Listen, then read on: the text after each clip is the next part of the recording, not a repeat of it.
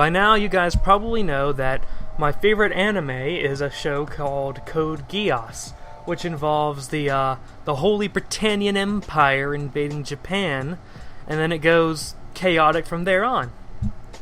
Code Geass is famous for having one of the most perfect endings an anime can have.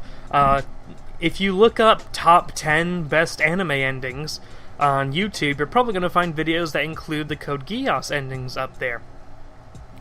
So you can imagine my surprise when they announced that they were continuing the Code Geass story with Code Geass Fukatsu no Lelouch, or Code Geass Lelouch of the Resurrection, a film that follows up on 3 recap movies that do some changes to the plot that continues the story from Code Geass.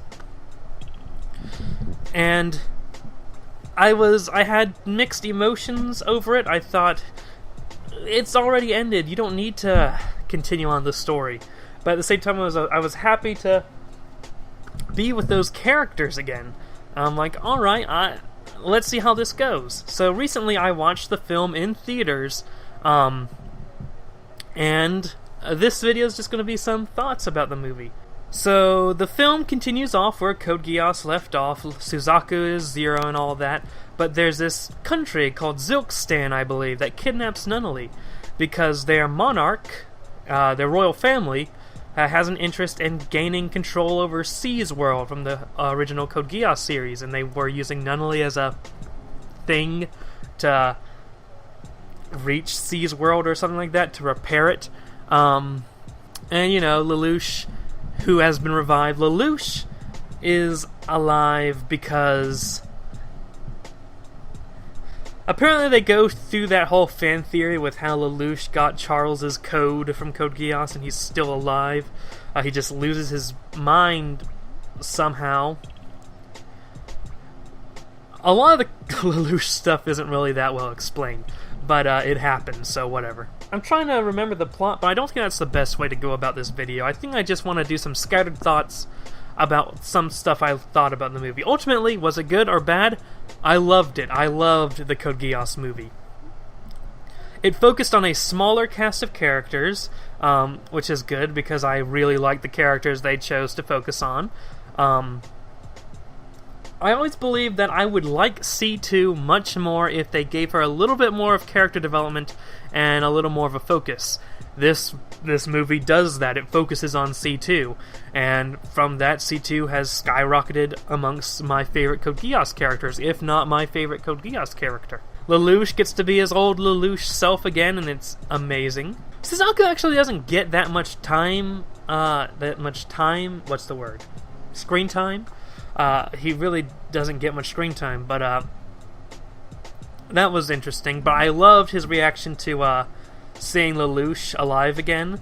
My favorite fanfiction I've ever read, and probably one of the only fanfictions I've ever read, is this one about Suzaku living after Code Geass, and the fact that he has to live forever because he has the Geass command to live, and like he ultimately runs into Lelouch, who did what the fan theory said about him getting Charles's code and living forever. He finds Lelouch centuries after Code Geass ends, and he just spends years and years just beating up Lelouch, and Lelouch is letting him beat him up because he feels he deserves it, and he knows he can take it since he's immortal. And that kind of happened in the movie, so I was like, yeah. Obviously, I don't think the creators of the Code Geass movie knew about this English language fanfiction, but it was a good moment nonetheless. I didn't care too much about the villains of the movie. This really was one of those films that was more about the protagonist and those characters. Charles and Marianne were creepy. Like, let me just tell you that I did not expect Charles and Marianne to be in the movie. And 2, I didn't expect him to be so creepy in this movie. Like, oh god. Marianne gave me nightmares. Nunnally gets kidnapped again. I mean, what's that all about? Why does she always get kidnapped?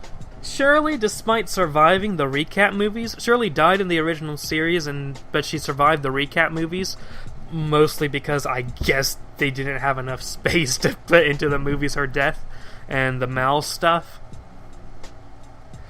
But she survives, but she doesn't really do much in this movie, so it doesn't matter that she survived, really. We get a lot of Lloyd scenes. I love Lloyd. You get to see how the Black Knights and the United Federation of Nations operates after the Code Geass series. It's very interesting, especially with Schneisel working like at the head of the Black Knights and at the UFN. And then the ending just warmed my cold, dead heart. It was a very good ending. So the creators of Code Geass said that this is going to spark a new 10-year plan for the Code Geass franchise, and I don't know how I feel about that, but I really love the movie. I liked it more than Endgame. We can talk about Endgame one day, maybe soon. Maybe this week we'll talk about Endgame, I don't know. But we'll see what Code Geass has in store for us, if it's going to continue on for 10 more years. It certainly does leave off... The series ends on a very obvious this is the end mark. The movie ends on a we can continue this sort of point. So it very well could be continued. So I'm curious to see if this means more anime, more manga, if they're going to finally animate and adapt the other Code Geass manga out there, besides just Akito the Exiled. I'm very interested in seeing that. Glad to see the whole cast reprise their roles for this movie. The soundtrack was on fleek, as the kids these days say.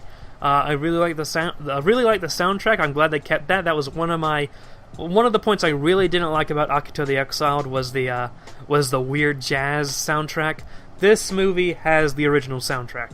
C's World wasn't as confusing as it was in the series, although I still don't fully get it. Have you guys seen the Code Geass movie? I hope you have, because I spoiled everything. What did you think of the Code Geass movie? Let me know in the comments below. I really liked it, although, as I understand, I haven't looked at any reviews for it. I don't know if it's like a mixed reception. I know when I came out of the theater, one dude talked to me and was like, wow, that wasn't worth the 10-year wait. And I'm like, shut up. Like, who are you to talk to me on the street, peasant? First of all. And then second of all, let me digest my thoughts on the movie before you come in and just taint it with your negativity.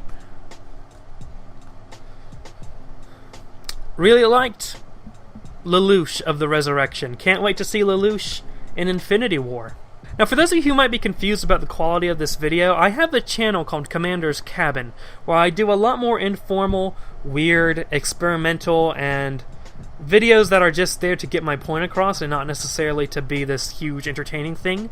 My most recent video there explains that I'm starting to move that stuff over to this channel, mostly to help the channel grow, to get content on the channel. It's not replacing your usual fully edited videos. You already got one on Friday, I believe, Primus Picks.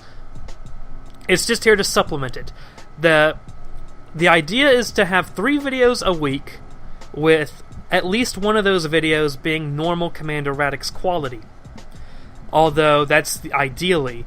To be pragmatic, I think it will be every 2 weeks one of those videos is going to be typical Commander Radix quality, if we even reach that point. But I am putting what's typically considered Commander's Cabin type videos on Commander Radix to help fill out the channel.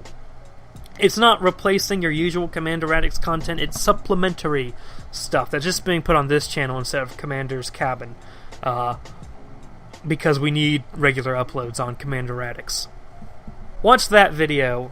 Link will be in the description if you want to hear more about what the content is doing from Commander's Cabin moving over to Commander Radix. That's all for me, fools.